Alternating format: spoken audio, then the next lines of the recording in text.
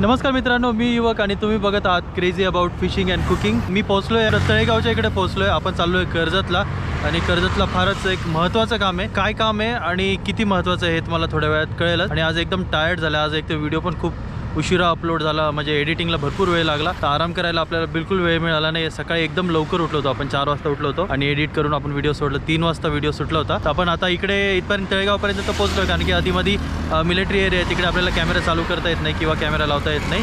तर आता बघूया, आपल्याला कर्जतला जायचं आहे, अजून बरंच लांब जायचं आहे आणि सकाळपासून काही खाल्लं पण नाही आज आपण। तर पुढे कुठेतरी थांबून आपण चहा घेऊया।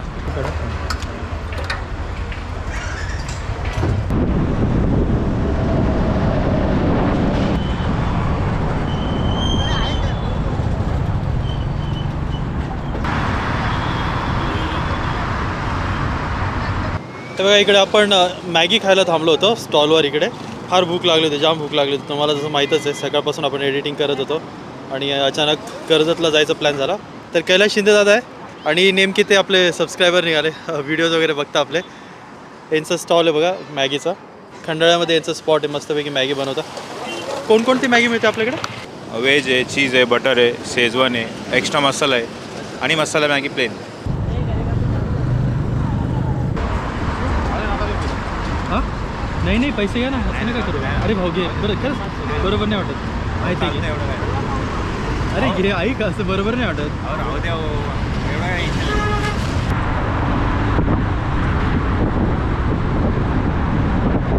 ते रस्ता कसा आहे?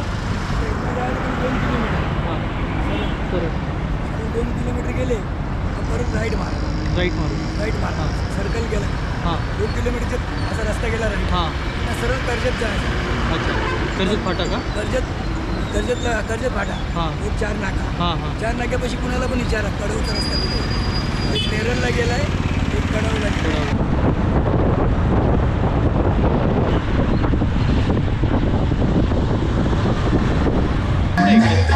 बुद्ध विहार।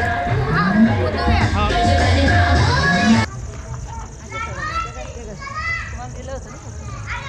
ते हिरवं का पुढे एकदम कुठे फोनवरच बोलणं होतं। आता काय करणार?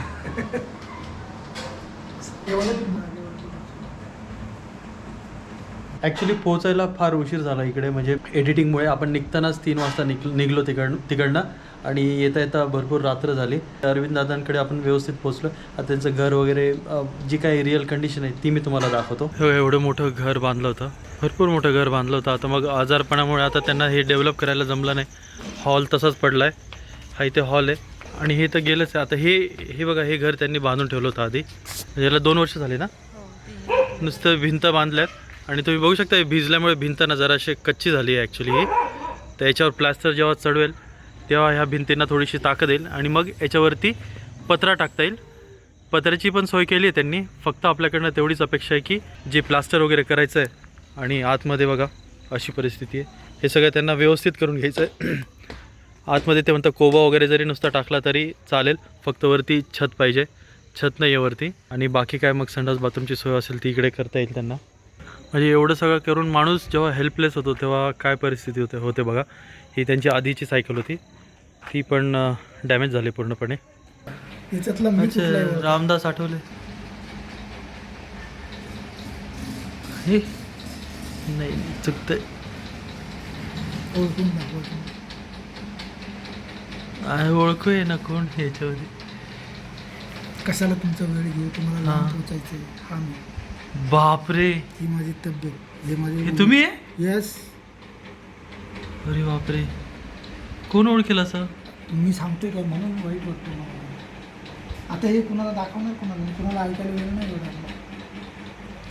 डॉक्टर बाबासाहेब आंबेडकर यांच्या पुतळ्याचं अनावरण झालं होतं कर्जतला। त्या कार्यक्रमातले फोटो 5 मिनिटाचं। मला असं वाटतं किती गप्पा करू ना, किती नाही, हसायला पण येत आहे। नाही हसायला कुठलं सांगू, फेस टू फेस बोलताना जरा वेगळंच वाटतं ना। सर्व स्तरातल्या लोकांबरोबर मिसळता कसे मला लागते खूप बोलायला, तुमची मिसळण्याची। बरं 2 घोट पहिला कोराच्या आधी आणि मग जेवायला बसतील। चालतं चहा बिस्किट आता हे सोडायला लावताय ना तुम्हाला? हा, तर म्हणजे आपण घेतलेलंच आहे ना आजारपणामध्ये। लॉकडाऊन पडला ना त्याच दिवशी आपल्याला पैसे, म्हणजे त्याच दिवशी पहिल्या पायाला जखम झाली। मग त्याचा इथं कर्जतला प्रायव्हेटमध्ये ऑपरेशन केलं. अरे बापरे, हे कमी काढलंय का? दादा, हे काहीच नाही, हे सगळं काढलं होतं. याच्यातून मला सांगताना पण लाज वाटते. मी तुमच्यासारख्याला बोललो ना का दादा प्लीज माझं ऑपरेशन, लोकांमध्ये माझ्याबद्दल गैरसमज झाला. याचं ऑपरेशन झाल्यानंतर याचे 3 ऑपरेशन, ही टाच पूर्ण काढली होती माझी. खोबऱ्याचं आपण काढतो ना तशी पूर्ण पूर्ण जखम. आत्ता हे कोरडं झालं, 100% कोरडं झालं. पण कवळी कातडी आहे ना, परत ऑपरेशन सांगितलं होतं अंगठ्याचं, पण माझी डेअरिंग नाही राहिली कापाकापीची. मी ते अंगठ्याचं पण गँग्रीन झालं असं म्हणून काढा म्हणताय ना? सांगितलं होतं. मी देवाचं नाव घेतलं आणि माझा एक नातेवाईक आहे, त्याने मला सांगितलं दादा सध्या घाई करू नको, मी सांगतो ते पथ्य कर. ते ऑटोमॅटिक कसं काय न गेलं, पण तो अंगठा जैसे ते राहिलाय. दुखत वगैरे नाही ना? थोडेसे 1% वेदना होतात. मी दाखवीन तुम्हाला, काय लपवण्यासारखं काही नाही. मला सांगायचा मुद्दा असा का ज्या वेळेला मी कुणाला बोलायचो ना, अरे यार माझं ऑपरेशन आहे, लोकांनी माझ्याबद्दल गैरसमज केला जातो. मी असं कधी बोलत नाही आणि मी कुठे बोलतो हे पण मला कळतं. पण माझी इज्जत एवढी डाऊन झाली ना का तुमच्यासारख्याला काय वाटलं, अरे यार लॉकडाऊन चालू आहे आणि प्रत्येक वेळेला सांगतो ऑपरेशन, 4 ऑपरेशन कुणाच्या काय लक्षात बसणार, आणि माणूस माणसाला भेटत नव्हतं. आणि त्याच्यामुळं मला हे करावं लागलं. माझी 3 वर्षात मी कधी रडलेलो पण आज ते परिस्थिती जेव्हा आपण कथन करतो ना का अशी वेळ नसावी. आज काय झालं, याचे एकूण 3 ऑपरेशन झाल्यामुळे ना याला ग्रीप नाही अजिबात, असं डळमळतो, त्याच्यामुळे टेकता येत नाही. आणि याचं काय झालं कळत नाही, हा इथेच अडकला आहे, त्याच्यामुळे सगळा प्रॉब्लेम आहे.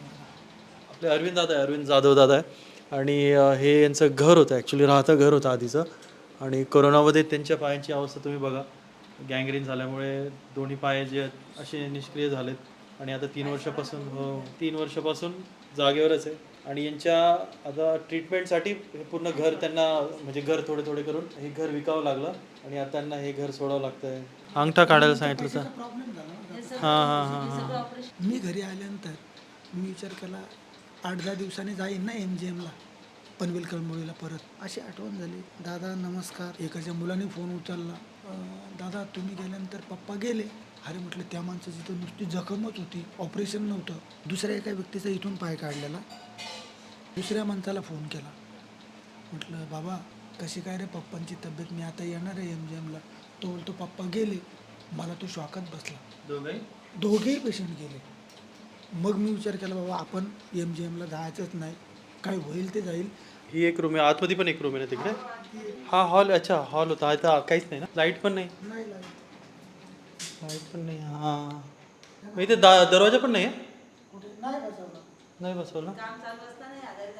हां, फार लक्ष द्यावं लागत असेल ना.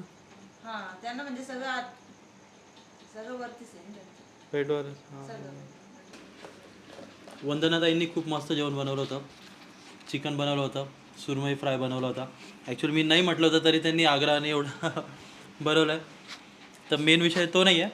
तर अरविंद दादा आहे, 3 वर्षापासून असं आहे. आणि यांच्या ट्रीटमेंटमध्ये आता हे घर पण विकावं लागतं त्यांना. विकावं लागतं म्हणजे ऑलरेडी विकलं आहे. आणि तेच पैसे त्यांनी त्यांच्या ट्रीटमेंटसाठी वापरले होते. आणि ट्रीटमेंट काय संपत नाही आहे. आणि गोष्ट अशी झाली की ज्यांनी हे घर विकत घेतलं आहे त्यांनी ऑलरेडी त्यांना किती 1.5-2 वर्ष वेळ दिली ना तुम्हाला. 2 वर्ष वेळ दिली त्यांना. तर आता घर विकत घेतल्यामुळे ते पण म्हणत आहेत की आम्ही 2 वर्ष तुम्हाला वेळ दिली, आता घर मोकळं करा म्हणून. म्हणजे रूडली नाही बोलत आहे, पण बोलत आहेत की आता ऑफकोर्स कोणी पण बोलेलच. त्यांची थोडीशी जागा आहे पुढे, तिथं त्यांनी थोडंसं घर बांधलं होतं. थोडंसं म्हणजे भिंती बांधल्या होत्या घराच्या. आणि आता हे सोडल्यानंतर ते तिकडेच जाणार आहे. तर ते कसं तरी वेडंवाकडं बांधून तिथे हे शिफ्ट व्हायचं म्हणत आहेत. कारण की अशा परिस्थितीमध्ये कोणी रेंटनी, भाड्यानेसुद्धा रूम मिळत नाही, देत नाही. तर मग ते घर जे आहे त्याला भिंती बांधल्या होत्या, त्या आता 2 वर्ष तशाच पडून होत्या, नुसत्या भिंती होत्या. आणि पावसामध्ये त्या भिजल्यामुळे त्या थोड्याशा कच्च्या झाल्या. तर जोपर्यंत त्याच्यावर प्लास्टर वगैरे सगळं चढवत नाही तोपर्यंत ते जे आहे वरती पत्र चढवणार आहे त्या पत्र्यांचा भार घेणार नाही. आणि ते सगळं काम करायला, प्लास्टर करायला, खाली कोबा वगैरे ते थोडंसं काम करायला खर्च भरपूर आहे. म्हणजे एस्टिमेट आहे, म्हणजे विचारून घेतलं होतं त्यांनी. तर 1-1.25 लाख रुपयापर्यंत तो खर्च आहे. जेणेकरून काय होईल की हे घर सोडल्यानंतर आता हे त्यांचं म्हणजे तुम्ही समजू शकताय, घर घेतलेलं, स्वतःचं घर घेतलेलं, आज त्यांना त्या घरातून जावं लागतं आहे. आणि तिकडे ते शिफ्ट होणार आहेत. तर मग ॲटलिस्ट त्या घरापुरतं आपण काहीतरी करू शकू, म्हणजे ते घर त्यांना राहण्यापुरतं तरी आपण बनवू शकू. ह्याच प्रयत्नाने आज मी इकडे आलो, कर्जतला आलो होतो. म्हणजे भरपूर थकलो होतो, तरी पण मेन हे कारण होतं, म्हणजे इकडे यायचंच होतं, अरविंद दादांना भेटायचंच होतं. 2 महिन्यांपासून आमचं बोलणं चालू होतं. मी एकटा तर हे नाही करू शकत, तुमची मदत लागेल मित्रांनो. काय झालं, करायचं भरपूर आहे, पडतो एकट्यानं, त्यामुळे होत नाही. तुम्हाला जेवढी जमेल तेवढी मदत करा. तुमचा बँक अकाउंट नंबर वगैरे काय असेल मला डिटेल देऊन ठेवा. नाहीच आहे, काय नाही आहे? आपला संबंधच नाही. मग काहीतरी असेल जिकडे लोक हेल्प करतील. काहीच नाही, असं तर दिलं असतं मला. तर मित्रांनो, तुम्हाला जर हेल्प करायची असेल तर तुम्ही माझ्या गुगल अकाउंटवर पण करू शकता. गुगल नंबर, फोनपे नंबर तो तुम्हाला इथे मिळून जाईल. इवन माझी बँक डिटेल पण मी तुम्हाला पाठवून देईल. दादांची बँक डिटेल मी सांगितली होती. माझं अकाउंटच नाही आहे, सॉरी, म्हणजे दादांचं अकाउंटच नाही आहे ॲक्च्युली, तर थोडासा तो प्रॉब्लेम होतो आहे. तर जमलं तर तुम्ही माझ्या अकाउंटवर ट्रान्सफर करू शकता, किंवा जर काही आणखीन विस्तृत माहिती हवी असेल दादांची तर तुम्ही मला डायरेक्ट फोनसुद्धा करू शकता. इथे तुम्हाला माझा फोनपे नंबर, गुगल पे नंबर मिळून जाईल, आणि डिस्क्रिप्शनमध्ये तुम्हाला माझी बँक डिटेल्स पण मिळून जाईल. आणि बघा मित्रांनो, जसं जमेल प्रयत्न करा हेल्प करायची. याची 2 मुलं आहेत. तर लहाना मुलगा तो पण खूप झटून मेहनत घेतो आहे, म्हणजे त्याचा शेड्यूल पण असं आहे, सकाळी 5 वाजता जातो आहे तो जॉबला, अंधेरीला जातो, फार लांब आहे, आणि रात्री यायला 9 पण वाजता आहेत. तर तो त्याच्यापर्यंत एक खाडा करत नाही कामाला, भरपूर मेहनत घेतो तो पण आपण पण त्यांच्या मेहनतीला थोडासा हातभार लावूया.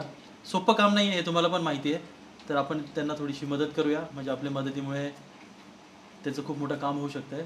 तर मित्रांनो, वेळ पण भरपूर झाली, आपल्याला भरपूर लांबसुद्धा जायचं आहे, तर आपल्याला आता निघावं लागेल. आणि परत सकाळी उठून हाच व्हिडिओ जो आहे तो एडिट पण करायचा आपल्याला. तर आता आपण इकडनं निघतो मी जरा, मला उशीर पण होणार. येऊ सावकाश सावकाश सावकाश सांभाळून. चला, येतो. सांभाळून